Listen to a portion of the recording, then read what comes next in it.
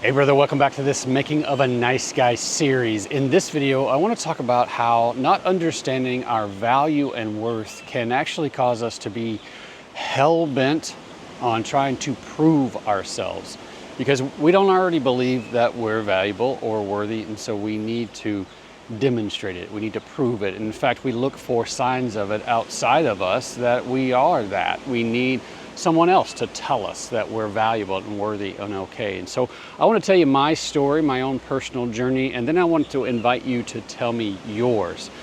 So when I was a kid, I think I've mentioned several times in this series that growing up, I was in a turbulent home. There was alcoholism, there was domestic violence, there was 2 a.m. mornings where the next day I would have to get up and go to school and pretend like everything was okay. I'd have to go to algebra class and the lunchroom and just act like there was a normal life. And then when I would go home, there was waiting for me who knows what. And it was something that just kept repeating itself over and over again. So when it came time for me to move forward, to get out, I did everything that I could as soon as I could. I got my driver's license when I was 16. I got a job as soon as I could. I started saving up money. And then I joined the Marines at 17. I had to get my parents' waiver approval. They had to sign off on it. And then I went off into the Marines and went and started trying to prove myself. Immediately started trying to make sure that I was going to be okay. I was actually trying to get the discipline that I needed. I was trying to get money for college. I was trying to ensure that I could get out of my parents' house and get out from under that situation. And all of those things are fine. I mean, there are times when we definitely need to care for ourselves, and this is one way that I was doing it. But I had also told myself the story at around 8 or 9 years old that I was going to do it better than my parents, that they fought all the time and screamed at each other. And I said, if one of you would just shut up, this would all be over. And I told myself that I would be that one in my relationship, in my marriage, to shut up if I needed to in order to make it stop. I would be the bigger person. And so as part of that agreement, there was a rider onto that, and that meant that I needed to have a partner. I needed to be married in order to prove that I could do it better than my parents. And so I was hell-bent to get married. In fact, I got married when I was 19 years old. I was in 29 Palms. I had just finished boot camp. I was in electronics school trying to get my training for the Marine Corps, and I got married. And then from there, 4 years later, I got divorced. There was infidelity on her part.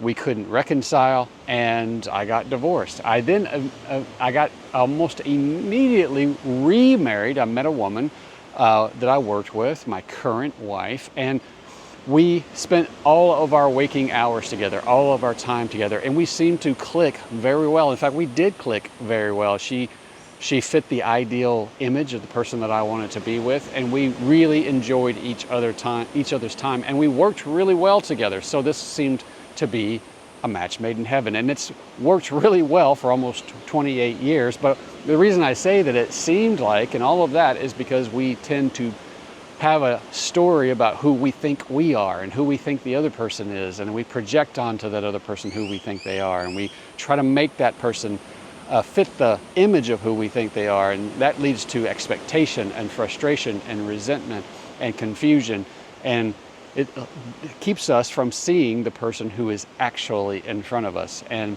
so then I got remarried.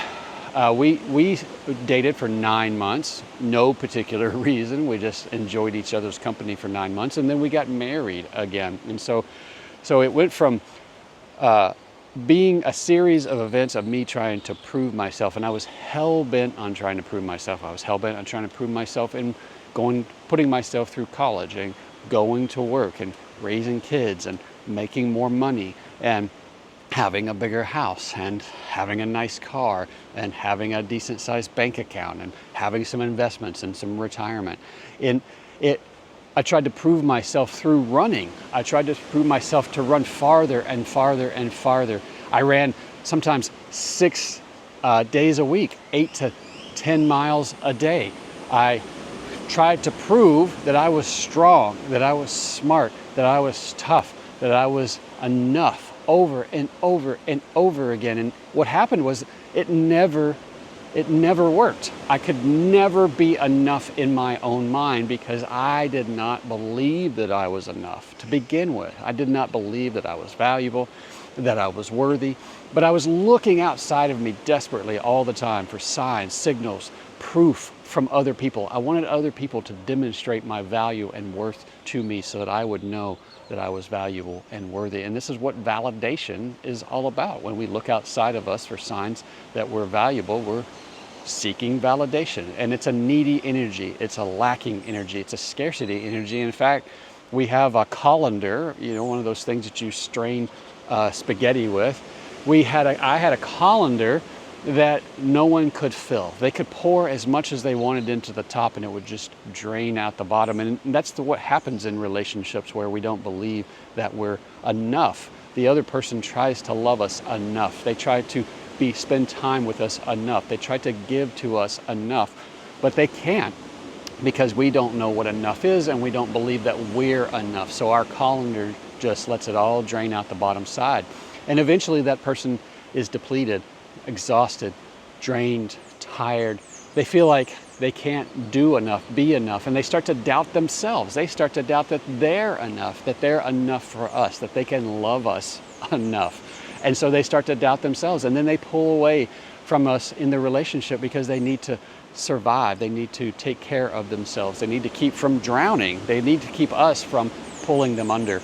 And so we see that pulling away and we actually blame them for that. We say, hey, what are you doing? Why are you pulling away? Why are you being weird?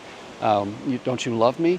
And what we don't understand is that we've participated in that. We've participated in that because we haven't cared for ourselves. We haven't loved ourselves. We haven't valued ourselves and understood our worth. And we're looking for it in other people. We've hooked our emotional hose to someone else and we're draining them dry. So the solution to that is to love ourselves, to know our value and worth, and to believe that we're already enough, to know that we're already enough, that when we're born, that we can't add to or subtract from that, that we could never use up our value, we could never use up all of our worth, and that we've had it the entire time. So what I want to do is invite you into an opportunity for you to tell me your story. I wanted you to tell me your beliefs about you and how those beliefs have affected your life, your relationship, your comfort level in your own skin.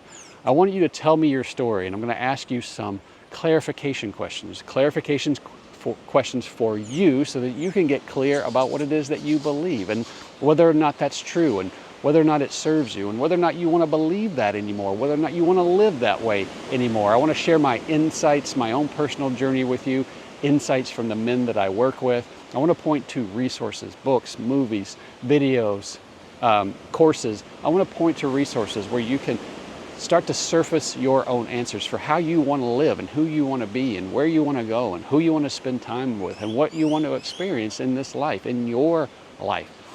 So there's a link in the description where you can pick a day and time on my calendar to schedule a 1-hour phone call where we can talk with each other, where you can tell me your story, I can listen, and we can relate to each other. We can walk and talk for a little while.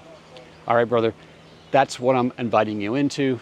Until we talk, be kind to yourself, and I'll talk to you later.